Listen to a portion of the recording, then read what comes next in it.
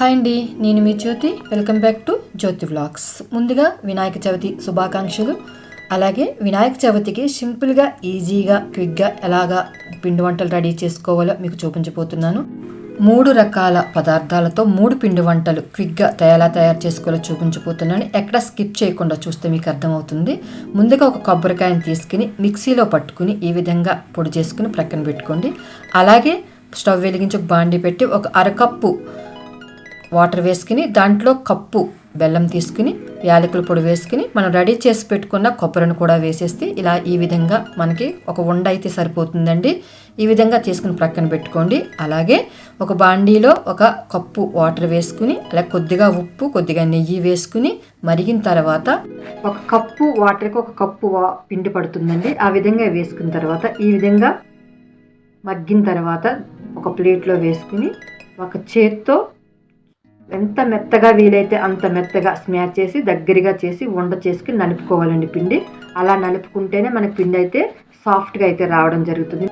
అలా రెడీ అయిన పిండిలోంచి కొద్దిగా పిండి తీసుకుని వీడియోలో చూపించిన విధంగా ఈ విధంగా పరుచుకుని మనం కజ్జికాయలకి రెడీ చేసుకుందాం. కొద్దిగా రెడీ చేసుకు పెట్టుకున్న కొబ్బరి నౌజుని తీసుకుని ఇలా సిలిండర్ షేప్లో చేసుకుని ఈ విధంగా వీడియోలో చూపించిన విధంగా పెట్టుకుని ఇలా నెమ్మదిగా ఫోల్డ్ చేసుకుని అదేవిధంగా ఫోర్క్తో ఈ విధంగా డిజైన్గా ఇలా డిజైన్ చేసుకుంటే మనకి గజ్జికాయలు అనేది రెడీ అయిపోతుందండి.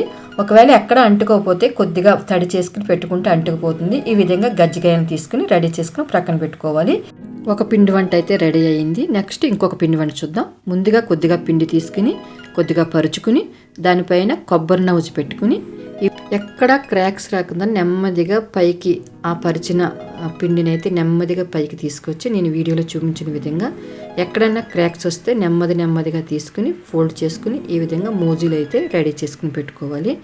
ఎక్కడ పిండి ఆరిపోయింది అని అనుకుంటే కొద్దిగా తడి చేసుకుని మళ్ళీ చేసుకుంటే పిండి అనేది మెత్తబడుతుందండి. ఇంకొక పిండి వంట చూద్దాము.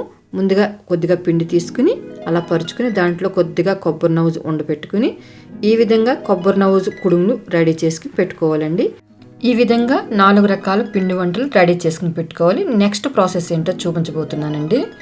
తర్వాత ఒక బాండీ తీసుకుని దాంట్లో కొద్దిగా వాటర్ వేసుకుని దాంట్లో ఒక స్టాండ్ పెట్టుకుని దానిపైన ఒక ప్లేట్ పెట్టుకుని మనం రెడీ చేసి పెట్టుకున్న 4 పిండి వంటలు అన్నీ పరుచుకుని ఈ విధంగా స్టవ్ ఆన్ చేసుకుని దానిపైన మూత పెట్టి ఒక 10 నుంచి 15 నిమిషాల వరకు మీడియం ఫ్లేమ్లో ఉడకనివ్వాలండి. అలా ఉడకనిస్తేనే అది పిండి అంతా ఉడికైతే చాలా బాగుంటుంది. 15 నిమిషాల తర్వాత చల్లారిన తర్వాత తీయాలండి. ఈ విధంగా పిండి వంటలు అయితే రెడీ అయిపోయినాయి. క్విక్గా, ఈజీగా, తొందరగా మనం పిండి వంటలు అయితే ఒకే 3 రకాల పిండితో ఈ విధంగా 4 రకాల పిండి వంటలు చేసుకోవచ్చు. మరి వీడియో మీకు నచ్చిందా? నచ్చితే మాత్రం తప్పకుండా లైక్ చేయండి. ఇంకా మీకు బాగా నచ్చితే మాత్రం మీ ఫ్రెండ్స్కి, మీ నైబర్స్కి షేర్ చేయండి. ఇంకా నా ఛానల్ ఎవరైనా సబ్స్క్రైబ్ చేసుకునే వాళ్ళైతే ప్లీజ్ సబ్స్క్రైబ్ చేసుకోండి. Thank you for watching. ఈ వీడియో చూసిన తర్వాత మీరు ట్రై చేసిన తర్వాత ఎలా ఉందో, మీకు ఎలా కుదిరిందో నాకు కమెంట్ సెక్షన్లో షేర్ చేయండి.